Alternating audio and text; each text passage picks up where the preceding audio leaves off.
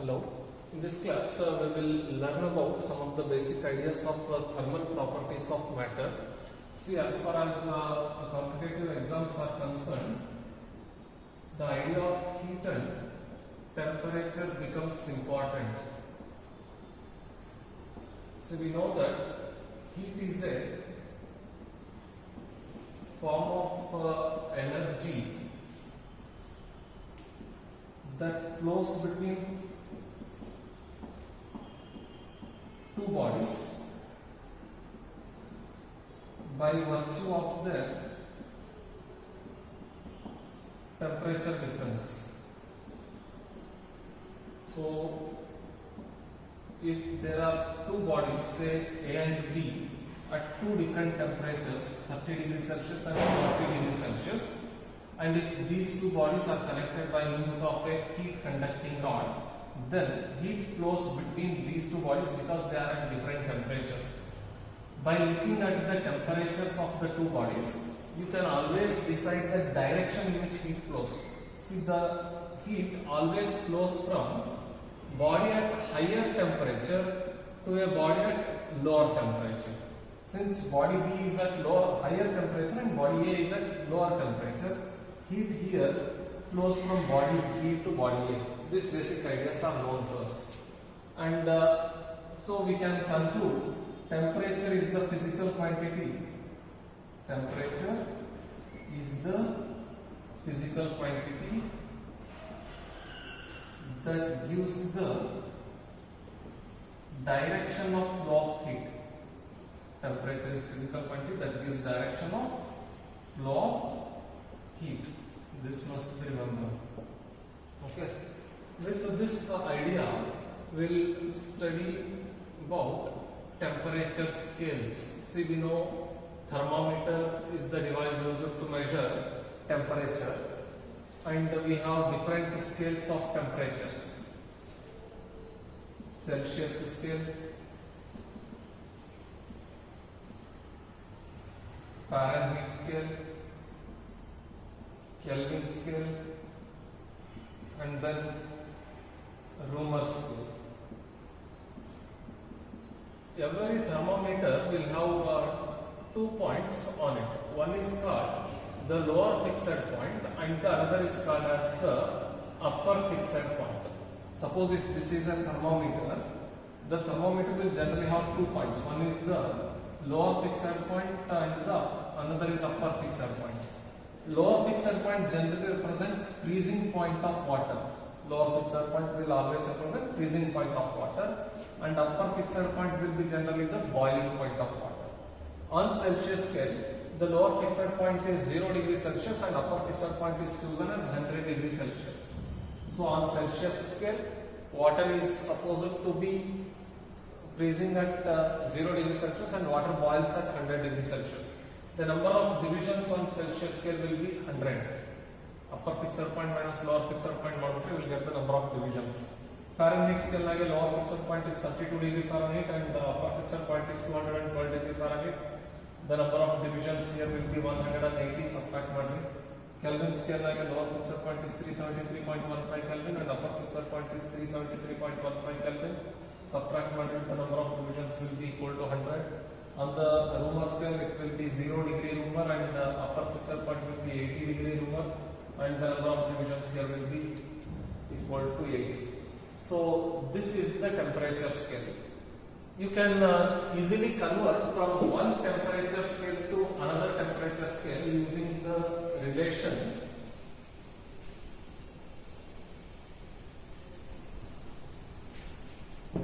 conversion from one temperature scale to another. See, in order to convert temperature from one scale to another, Kelvin in the Celsius or Celsius in the Kelvin, so on. Convert this is the general rule that can be used. Temperature on any scale minus lower fixed point divided by upper fixed point minus lower fixed point will always remain constant for any scale. ನೀವು ಯಾವುದೇ temperature scale ನಲ್ಲಿ temperature on that scale minus lower fixed point on that scale. ಈಗ Celsius scale ತಗೊಂಡ್ರಿ ಅಂತ ಅನ್ಕೊಳ್ಳಿ. Suppose temperature of A body 60 degree Celsius. ನೀವೇನ್ ಮಾಡಬಹುದು ಅಂತ 60 degree Celsius minus lower fixed point on Celsius scale 0 divided by upper fixed point 100 minus lower fixed point 0. Evaluate ಮಾಡಿದ್ರೆ suppose you get an answer x. Similarly, if you calculate the temperature of the body in the Fahrenheit scale, ಈ 60 degree corresponding y degree Fahrenheit ಅಂತ ಬಂತು ಅಂತ ಅನ್ಕೊಳ್ಳಿ. 60 degree Celsius corresponds to y degree Fahrenheit on Fahrenheit scale. Y degree Fahrenheit minus 32 degree Fahrenheit divided by 212 degree Fahrenheit minus 32 degree Fahrenheit ಮಾಡಿದ್ರೆ we'll get the same answer x. ಅಂದ್ರೆ ಈ ratio ಎಲ್ಲಾ scales ಗೂ constant ಇರ್ತದೆ. Temperature on any scale minus lower fixed point divided by upper fixed point minus lower fixed point always remains constant. With this idea we can write temperature on Celsius scale minus Celsius temperature on Celsius scale minus lower fixed point divided by upper fixed point minus lower fixed point. Celsius na ಮಾಡಿದ್ರೆ 100 ಬರ್ತದೆ. That must be equal to a constant. Fahrenheit na ಮಾಡಿದ್ರು it must be a constant. So ಎಲ್ಲದಕ್ಕೂ constant ಬರೋದ್ರಿಂದ all of them must be equal.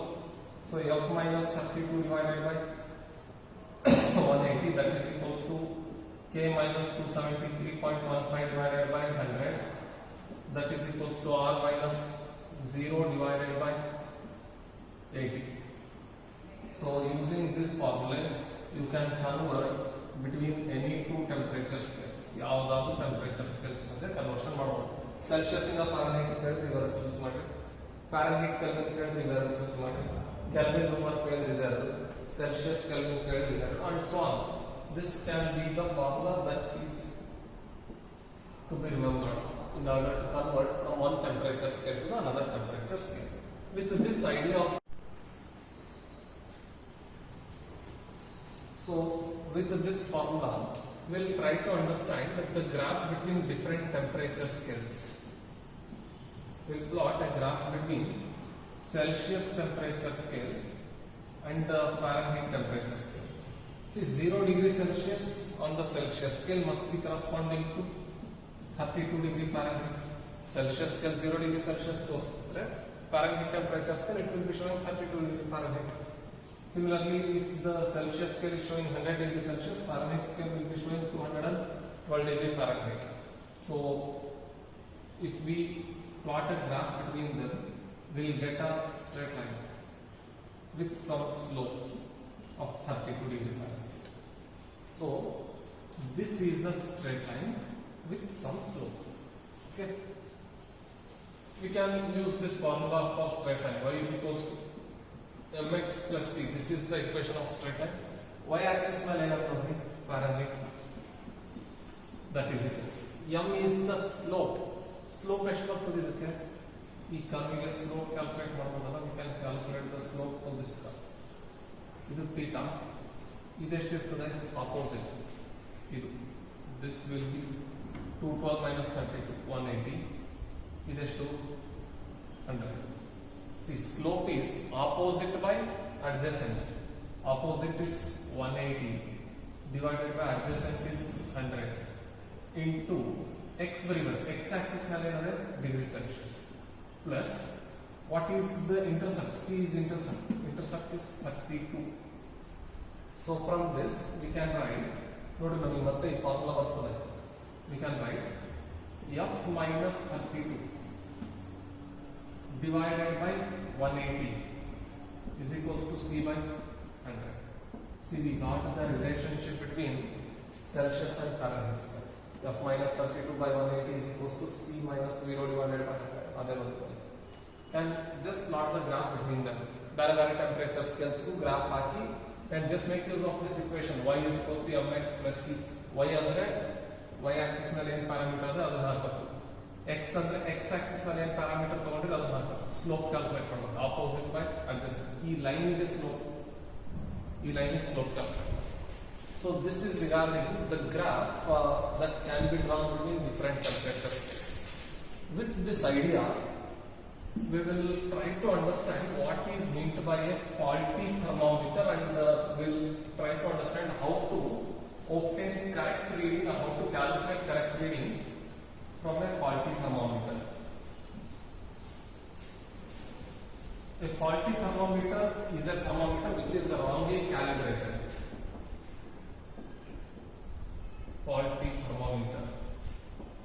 is a thermometer which is wrongly calibrated. ಯಾವ thermometer wrongly calibrate ಆಗಿರುತ್ತೋ ಅದನ್ನು faulty thermometer ಅಂತ ಕರೀತೀವಿ. ಈಗ Celsius scale ನಮಗೆ ಗೊತ್ತಿದೆ. The freezing point is 0 degrees Celsius and boiling point is 100 degrees Celsius. So this will be the lower fixed point and this will be the upper fixed point. ಈ ರೀತಿ thermometer ಇದ್ರೆ the reading that is shown by this thermometer will be the correct reading because the calibration is right. Lower fixed point is at 0 degrees Celsius and upper fixed point is at 100 degrees Celsius. Suppose we have a Celsius thermometer on which the lower fixed point is say 2 degrees Celsius and upper fixed point is 98 degrees Celsius. If I use this thermometer to measure temperature of a body, this thermometer doesn't give us the right reading. The temperature shown by this thermometer will not be right because the lower and the upper fixed points are not properly calibrated. The reading shown by such thermometers is called as a faulty reading, and such thermometers which are wrongly calibrated are called as faulty thermometers. How to calculate the correct reading on the faulty thermometer? No, we have one of them. If X is the reading shown by, if X is the reading shown by a faulty thermometer,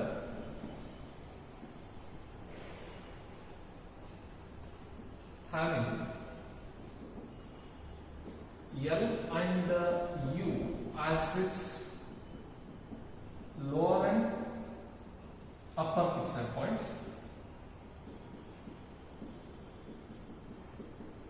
See, if X is the reading shown by faulty thermometer having L and U as its lower and upper fixed points, then correct reading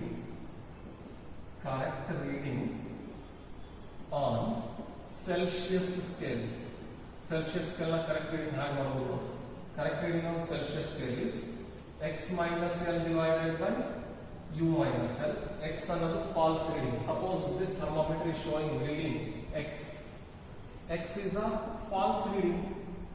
This is false reading. ನಮಗೆ ಬೇಕಾಗಿರೋ right reading ಬೇಕು. Right reading hack calculate ಮಾಡ್ಕೊಂಡು ನೋಡಿ. X minus L divided by U minus L is equals to C minus 0 divided by 100 minus 0.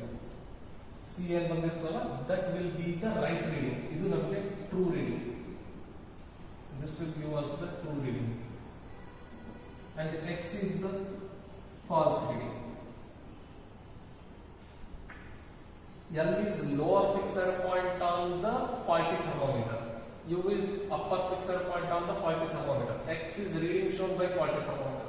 So X must be the false reading. ಇದನ್ನೇ ಫಾರೆನ್ಹೀಟ್ scale ನಲ್ಲಿ reading ಬೇಕಂತಂದ್ರೆ X minus L divided by U minus L is equals to F minus 32 divided by 180. Kelvin scale ನಲ್ಲಿ ಬೇಕಂದ್ರೆ X minus L divided by U minus L is equals to K minus 273 divided by 100. So on. So this is how you can calculate right reading from the faulty thermometers. Okay, we'll solve some examples on it also. MCQs number for that, but make a note of this formula.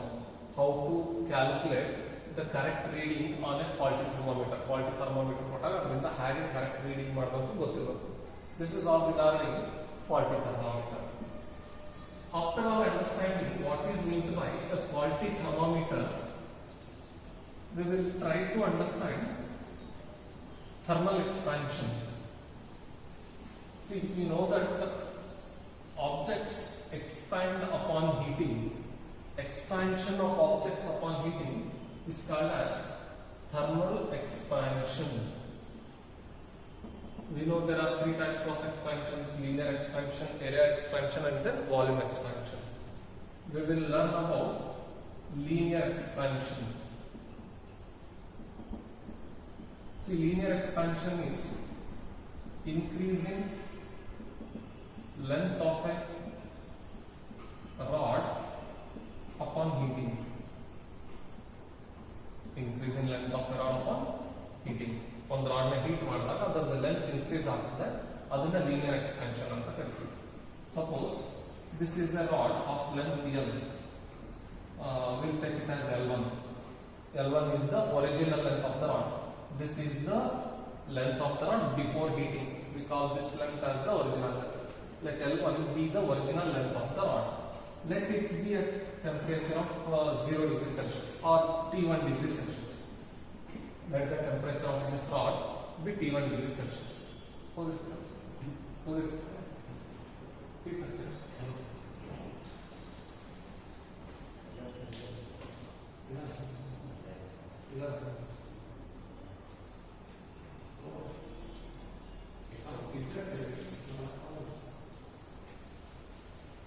As I was telling you,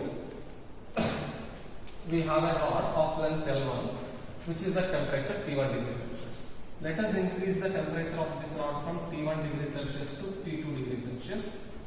We are increasing the temperature from T1 degrees Celsius to T2 degrees Celsius. As a result, the length of the rod increases by an amount delta L. See, delta L is the increasing length of the rod. So the new length of the rod is now L2. L2 is the new length of the rod. So we'll write those parameters. L1 is original length.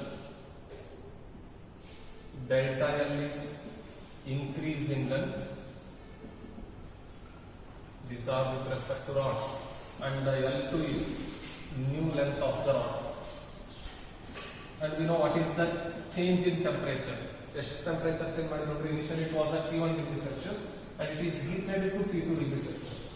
So the change in temperature is T2 minus T1 degrees Celsius. This is the increase or rise, change in temperature of the rod. Now, we will try to understand what are the factors on which this increase in length of the rod depends. ಈ delta L ಯಾವ factors ಮೇಲೆ depend ಆಗ್ತದೆ ನೋಡಿ. Increase in length of the rod or change in length of the rod is found to be directly proportional to original length of the rod. See, increase in length of the rod is directly proportional to original length of the rod. More is the original length of the rod, more will be the increase in length of the rod.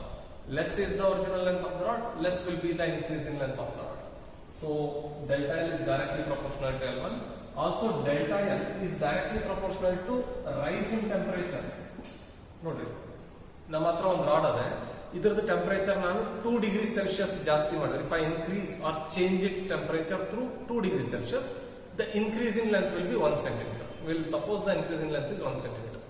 ಇದೇ rod temperature ನಾನು 20 degree Celsius ಜಾಸ್ತಿ ಮಾಡಿದ್ರೆ, if the change in temperature is high, the increase in length of the rod will also be high. So increase in length of the rod is also directly proportional to rise in temperature. So delta L can be written as equals to alpha L1 delta T.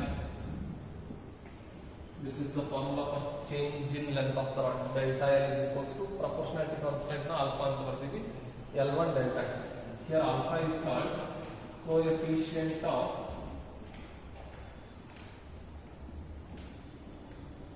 linear expansion. Alpha is called coefficient of linear expansion. Alpha na coefficient of linear expansion. So change in length of the rod is equal to alpha L1 delta T. You must remember, change in length of the rod will be directly proportional to original length of the rod and it will be directly proportional to rise in temperature. Same is the case with respect to change in area. Area expansion again, we can write change in area will be directly proportional to original area and the rise in temperature. So delta A will be equal to beta A1 delta T, where beta is the coefficient of area expansion. Similarly, increase in volume will be proportional to original volume and increase in temperature. Delta V will be equals to gamma V1 delta T. This can be written. Delta L is alpha L1 delta T. Delta A is beta A1 delta T and delta V is gamma V1 delta T. This is regarding the linear expansion, area expansion and volume expansion. With this idea of linear area and volume expansion, we'll try to define what is alpha, beta and gamma. Alpha, beta, gamma define ಮಾಡೋಣ. See, we know that delta L is equals to delta L is equals to alpha L1 delta T. So alpha can be written as delta L divided by L1 into delta T. Correct? Alpha is equals to delta L divided by L1 into delta T. delta A is equals to beta A1 delta T. So beta is equals to delta A divided by A1 into delta T.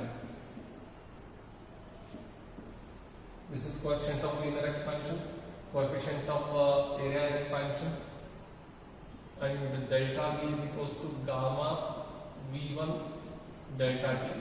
So gamma will be equals to delta V divided by V1 into delta T. So this is coefficient of volume expansion. And remember, the ratio between alpha, beta and gamma will be 1:2:3. Ratio between alpha, beta and gamma will be 1:2:3. And then beta will be equals to 2 alpha. Gamma will be equals to 3 alpha. So on. Okay. So the ratio between alpha, beta and gamma will be 1:2:3. This is regarding thermal expansion, linear expansion, area expansion, volume expansion. I have simplified the things. Area expansion and volume expansion, generalized marketing. Remember these facts. How to calculate change in length, how to calculate change in area, and how to calculate change in volume. And alpha is measured in per Kelvin. The SI unit of alpha, beta and gamma. ಮೂರನ್ನು per Kelvin ನಾಗೆ measure ಮಾಡ್ತೀವಿ ನೋಡ್ರಿ. ಇಲ್ಲಿ length ಅದೇ metre, ಇದು ಕೂಡ length metre, ಇದು temperature Kelvin. Metre cancels, Kelvin numerator ಹೋದ್ರೆ per Kelvin. ಇಲ್ಲಿ ಕೂಡ ಅಷ್ಟೇ, ಏರಿಯಾ ಯೂನಿಟ್ ಕ್ಯಾನ್ಸಲ್ ಆಗ್ತದೆ per Kelvin. Volume area units get cancel per Kelvin. So this is regarding the coefficient of linear expansion, coefficient of area expansion and coefficient of volume expansion. Suppose ನಿಮಗೆ ಯಾವುದಾದರೂ problem ನಲ್ಲಿ area expansion ಕೊಟ್ಟು area expansion ನಲ್ಲಿ problem ಇತ್ತು ಅಂತ ಅನ್ಕೊಳ್ಳಿ. If you are asked to calculate new area, how do you calculate new area? We know that delta A is equals to beta A1 delta T. So delta A ಅಂತಂದ್ರೆ change in area. Change in area is nothing but new area minus original area. Correct ಅಲ್ಲ? That is equals to beta A1 delta T. Change in area is new area minus original area. Let us suppose original area of a surface was A1. After heating, its area becomes A2. So what is the change in area under A2 minus A1? So new area A2 can be written as A1 plus beta A1 delta T. A1 plus beta A1 delta T. So new area will be equals to A1 into 1 plus beta delta T. Now really A1 is common degree. A1 into 1 plus beta delta T will be. This is new area. This is change in area. This is change in area and this is new area. Similarly, new length can be written as L2 is equals to L1 into 1 plus alpha delta T. Linear expansion of alpha, area expansion beta. New volume will be equals to V2 into 1 plus gamma delta T. So these are the formula which you need to remember as far as thermal expansion is concerned. So I will quickly recall all the ideas regarding the thermal expansion and we will try to sum them up. So change in area, change in length will be alpha L1 delta T. New length can be written as L2 is equals to L1 into 1 plus alpha delta T. Alpha can be written as delta L divided by L1 delta T. Alpha. Similarly, delta A can be written as beta A1 delta T. So new area can be written as A2 is equals to A1 into 1 plus beta delta T. And beta will be equals to beta is equals to delta A divided by A1 delta T. So delta V will be equals to gamma V1 delta T. So V2 new volume, V2 is new volume. V2 is equals to V1 into 1 plus gamma delta T. So gamma will be equals to delta V divided by V1 into delta T. These are some formula which you need to remember as far as thermal expansion is concerned.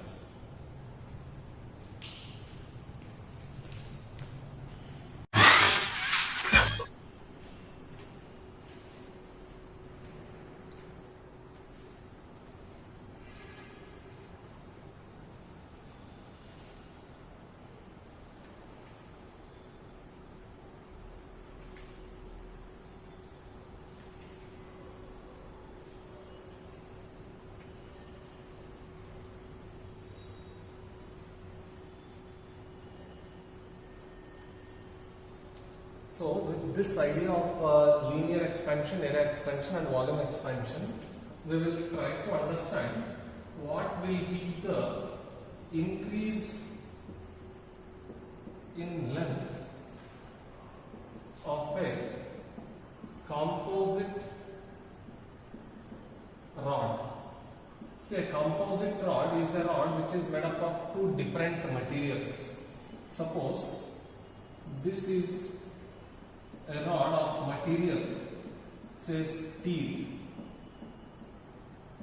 to which another rod of material, say brass, is joined. See, this kind of systems are called as composite system.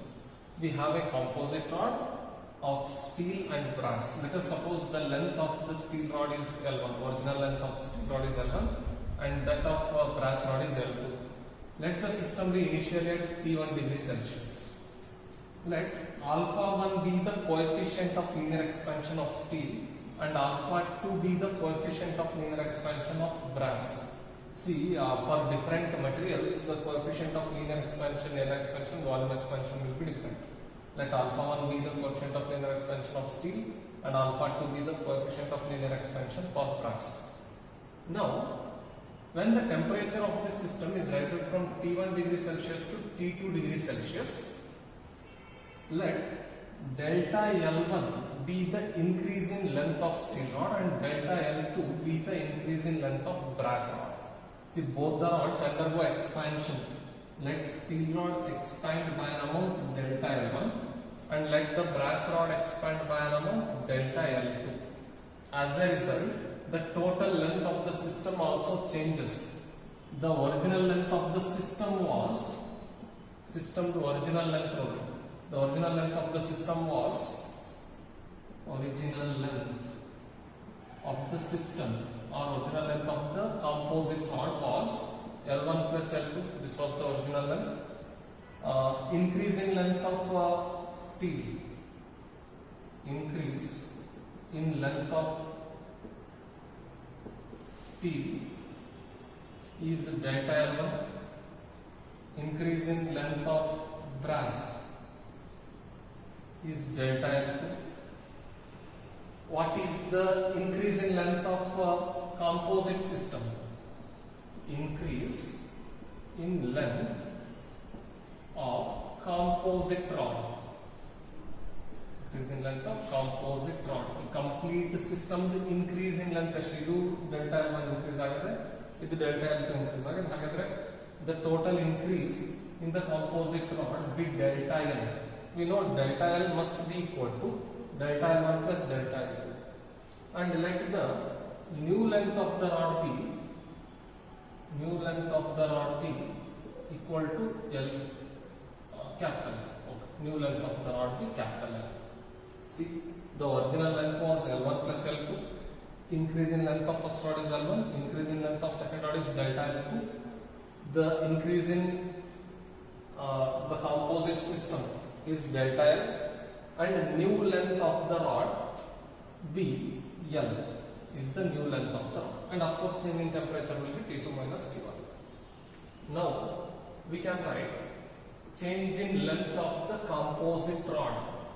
Change in length of the composite rod will be equal to delta L1 plus delta L2.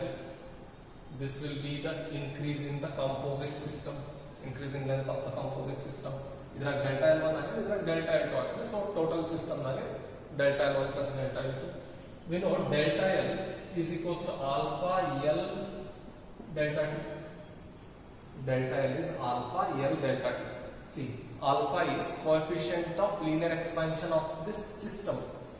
Alpha is coefficient of linear expansion of this steel brass system. L is length of this system. Original length was L1 plus L2. Original length was L1 plus L2, and the rising temperature is delta T. See, I have told you delta L will be proportional to original length and rising temperature. The original length of the system was L1 plus L2. So alpha L1 plus L2 into delta T. L1 will be alpha 1 L1 delta T, and L2 will be alpha 2 L2 delta T. So we can write the change in length of the composite system. Change in length of the composite system can be written as alpha 1 L1 plus alpha 2 L2 into delta T.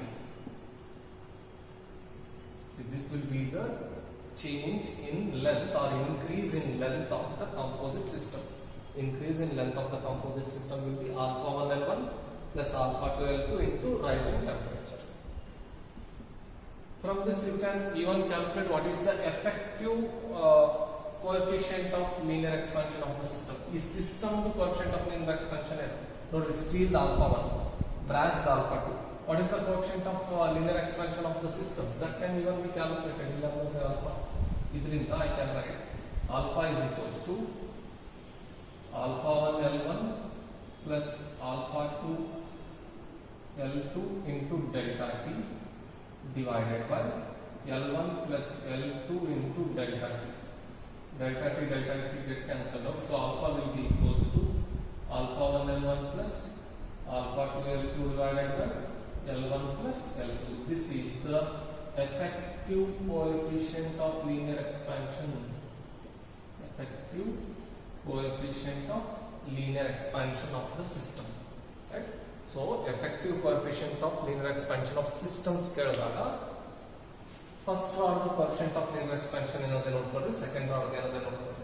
ಇದು ಎಷ್ಟು increase ಆಗ್ತದೆ, ಇದೆಷ್ಟು increase ಆಗ್ತದೆ, ಇದು delta L1 and this expands by amount delta L. What will be the expansion in the total system? Delta L is equals to delta L1 plus delta L2. You can write delta L1 as alpha 1 L1 delta T. ಅದಕ್ಕೆ ಹೇಳಿದ್ದು change in length ಇಟ್ಕೊಳ್ಳಿ ಅಂತ. Delta L2 will be alpha 2 L2 delta T. ಬರೇ change in length ಅಷ್ಟೇ ಬೇಕಂದ್ರೆ delta L is equals to alpha 1 L1 plus alpha 2 L2 delta T will be the component. This is change in length of the composite system. Effective coefficient of linear expansion ಮಾಡಬೇಕು ಅಂತಂದ್ರೆ ಈ delta L ನ alpha L1 plus L2 into delta T. ಈ L1 plus L2 ಯಾಕೆ ಬಂದಿದೆ ಗೊತ್ತಿರಬೇಕು. Change in length is directly proportional to original length of the rod. See, the original length of the rod was L1 plus L2. So L1 plus L2 ಬರ್ದಿರಬೇಕು. That is what we have written. Alpha L1 plus L2 delta T is equals to. Alinda you can just calculate what is the effective coefficient of linear expansion of the composite system. So as far as the problem with respect to composite system is concerned, the change in length of the composite system can be written as alpha 1 L1 plus alpha 2 L2 into delta T. This is change in length of the composite system. Change in length can be written as alpha L1 plus L2 into delta T, that is equals to alpha 1 L1 plus alpha 2 L2 into delta T. Delta T cancel ಮಾಡಿ. Alpha is the coefficient of linear expansion for the system. Alpha is equals to alpha 1 L1 plus alpha 2 L2 divided by L1 plus L2. This is the effective coefficient of linear expansion for the system. So this is all regarding composite system. So try working out these kind of problems. After understanding the problem with respect to composite rod, we will understand what is meant by thermal stress.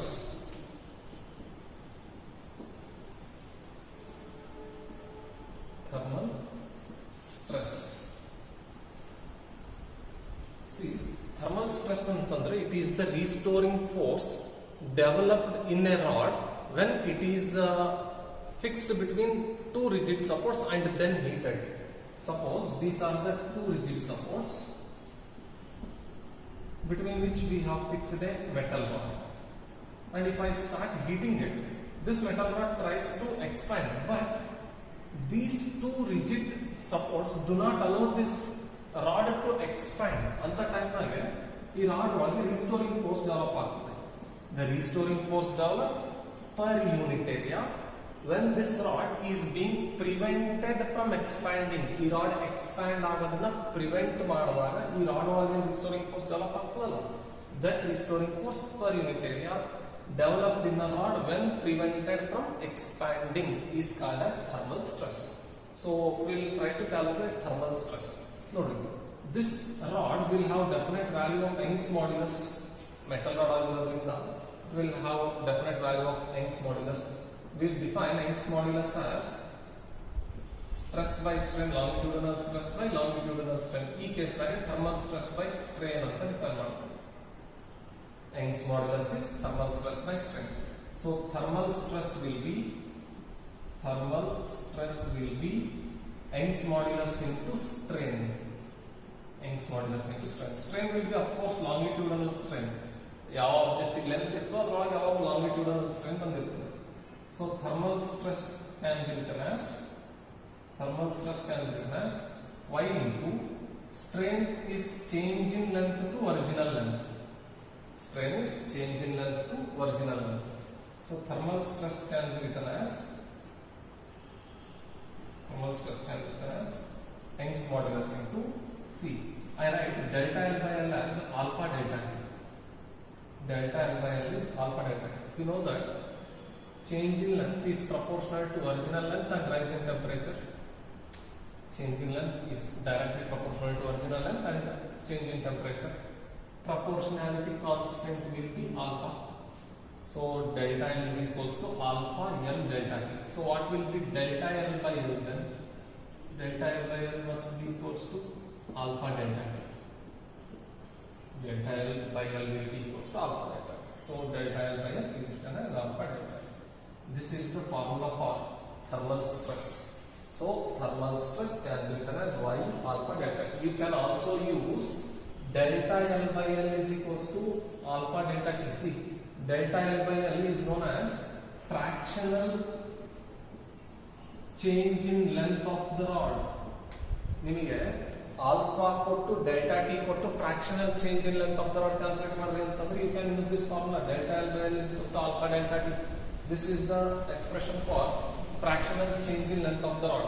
ಇದಕ್ಕೆ into 100 ಮಾಡಿಬಿಟ್ರೆ you will get percentage change in length of the rod.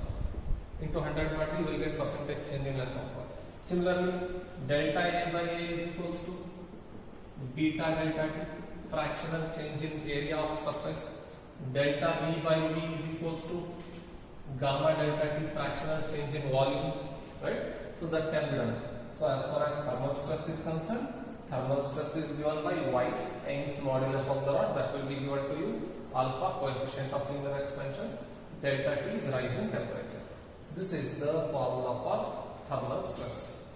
I have told you when the expansion of the rod is prevented, some restoring force will be developed in the rod. We can even calculate what amount of restoring force is developed in the rod. We call that restoring force as thermal force. See, we know that thermal stress is y alpha delta T. Thermal stress is y alpha delta T. Stress can be defined as restoring force by area, that is equals to y alpha delta T. See, thermal stress is restoring force by area. So F is equals to y a alpha delta T. F is equals to y a alpha delta T. So whenever a rod fixed between two rigid supports is prevented from expanding, the restoring force developed in that rod will be equals to y a alpha delta T. This is the expression for thermal force. So go through the ideas of thermal stress, thermal force, how to calculate fractional change in length, fractional change in area, and fractional change in volumes. Fractional change in length can be calculated in terms of alpha and delta T. Fractional change in area in terms of beta delta T. Fractional change in volume in terms of gamma delta T. This is all regarding thermal stress and thermal force. Now suppose you are said that there are two rods of different material which are heated to same temperature. That means the rise in temperature of both the rods is the same. We have two rods, say rod A and rod B. This is rod A and this is rod B. Okay. Its coefficient of linear expansion is alpha and its coefficient of linear expansion is alpha 2. Since they are of different material, their Young's modulus will also be different. Let us suppose the change in temperature of delta A is delta T and that of rod delta B is also delta T. Both are rising to same temperature. Now, what will be the thermal stress in both the rods? What will be the thermal stress in both the rods?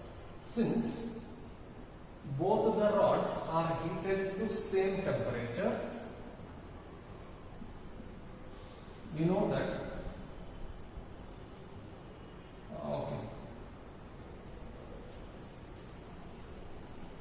what is the condition? We'll calculate condition for a same thermal stress. We'll calculate condition for same thermal stress in both the rods.